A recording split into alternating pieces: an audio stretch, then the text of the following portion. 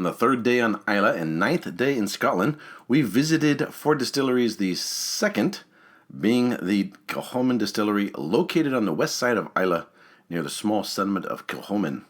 The name Kilchoman is drawn from the long-established but now tiny settlement half a mile to the southwest, which is home to a ruined church, 2 stone crosses, and a military cemetery. The distillery began production in June 2005 and was the first new distillery to be built on the island of Islay in 124 years.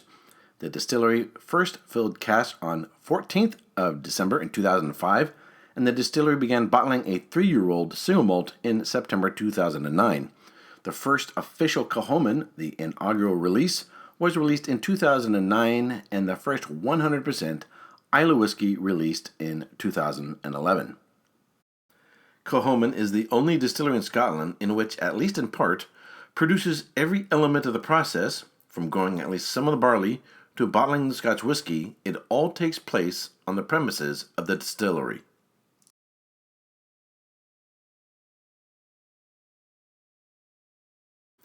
Each year, around 100 tons of barley is grown at Rockside Farm, which is then malted on Kilchoman's malting floor. The distillery uses 2 varieties of barley, Optics and Chalice, which is grown in the field next to the distillery. Kilchoman malts about 1/3 of their own barley, and the remaining 2/3 comes from Port Ellen.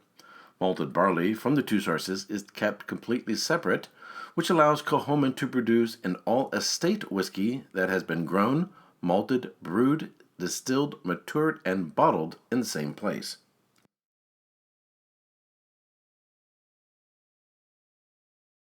The malted barley then goes into a kiln, which stops the germination of the barley and dries the grain. The grain is dried using a peat furnace, which adds a peaty smokiness. Kilchoman is one of only 6 Scottish distilleries, including Bowmore and Lefroy, that have their own traditional maltings. The malted barley by Port Ellen are peated at the same levels as Ardbeg, around 50 ppm, while the malt peated at Kilchoman are at approximately 25 ppm. The peated malted barley is then ground into grist using a Porteous mill.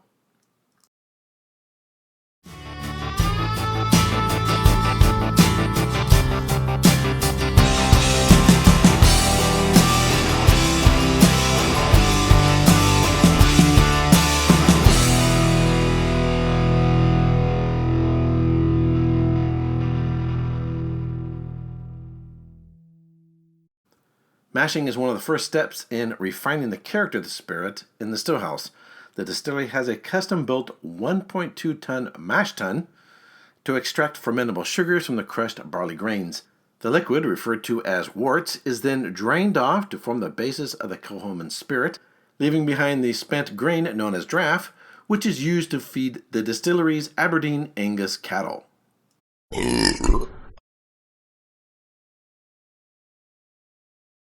Once the sweet, malty, slightly smoky wort is drained from the mash tun, distiller's yeast is added to trigger fermentation and the creation of alcohol. It then undergoes a slow fermentation, which takes about 85 hours, which allows for the development of complex esters and the buildup of lactic acid, which produces creamy, buttery, and particularly fruity notes.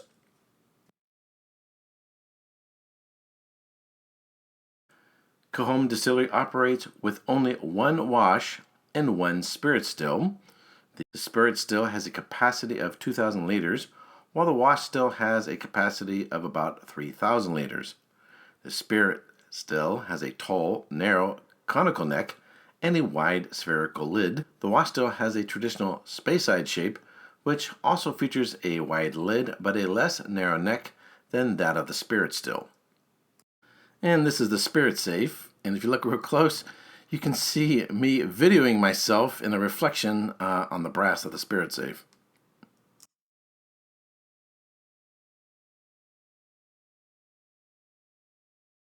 Before the spirit is casked, it is reduced to 63.5% alcohol by volume, which is standard in the industry. Kilchoman uses first fill bourbon barrels from Buffalo Trace Distillery in Kentucky, which are shipped whole rather than being broken down. This helps maintain more residual flavors from the bourbon. They also use first fill Oloroso sherry hogsheads and butts from Miguel Martin from Jerez, Spain. 80% of the distillery's output is aged in bourbon casks, with the remaining 20% filling the Oloroso. Kilchoman's full range of single malts are bottled on site at the distillery, eventually completing the journey from barley to bottle. The new make spirit is put into barrels, which are then transported to the filling store, where it is transferred to large stainless steel tanks. It then goes through a tube under the floor to another room, where it meets its final destination in the bottling line.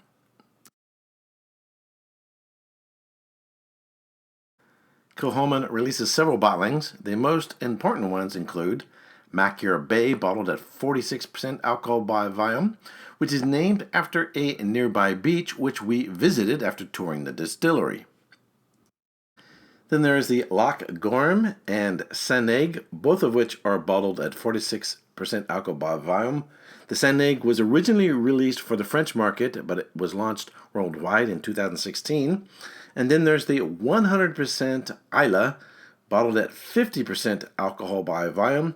It has 20 to 25 parts per million in terms of peat, and this is the grain to glass offering from Kilchoman. They also have, exclusively from the distillery, a single cask release and a unique new spirit bramble liqueur. Kilchoman has a souvenir and gift shop, and like Ardbeg, they have a cafe, which we had lunch at before heading to our next distillery.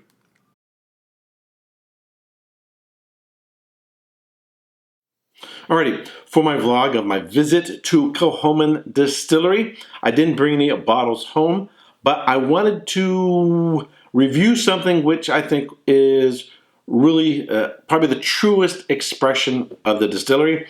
This is the 6th edition of the 100% Islay bottling from Kilchoman.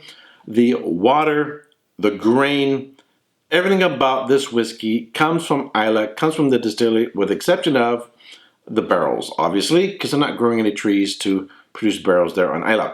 I did an uncorking of this live, in which I talked about provenance of a whiskey and wines.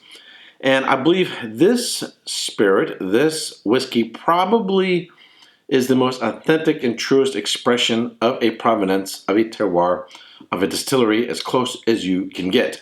But even wines often aren't 100% expression of their terroir, for the barrels are often coming from someplace else, whether buying American barrels or French barrels.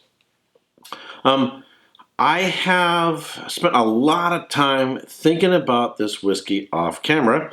If we take a look at this, we are far below the shoulder of the bottle, maybe, I don't know, maybe a fourth of the way through it.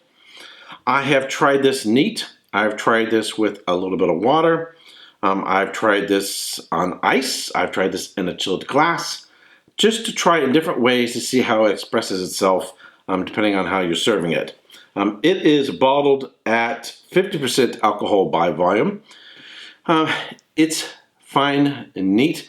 Didn't have a huge bite, but I do find with just a teaspoon of water, that little tingling kind of dissipates, and it does bring out a little bit more out of the whiskey. So if you take a look at it, it is really, really light in color. Obviously, it's unchill filtered, no artificial coloring. It's about the color of a light Chardonnay, sort of straw in color. It is medium minus in intensity. It is delicate. It has a lot of finesse. The oak is not overwhelming. The peat is not overwhelming. It has a lot of balance. It's balanced, and yet it's sort of light in character. There's some light apple, light pear, a little bit of spice, hints of vanilla, hints of oak, a little bit of cinnamon, light yellow floral notes, and just a whiff of peat. By the time, when I first opened it, I would say the peat sort of masked the whiskey, and you'd have to push through in order to get to the other elements, which was a little challenging since the other elements are so light and delicate. But by this time, it has become much more integrated. All right, on the palate. One of the other elements that I enjoyed that I was not experiencing during the uncorking and live review, it does have this slight sort of light white frosting, cake frosting character, or sort of a powdered sugar note. So just the most smallest amount of sweetness to it, which is actually quite nice. It has a nice, delicate, light progression. Starts off with a little bit of that fruit. The mid palate pick up sort of the vanilla and spices, and then it sort of lingers with some vanilla and just a whiff of smoke. Their Port Ellen sourced barleys are about 50 parts per million. This is anywhere between 20 and 25, so it is a lighter expression of their bottlings. I really like it, but I think it's also going to depend on what mood I'm in.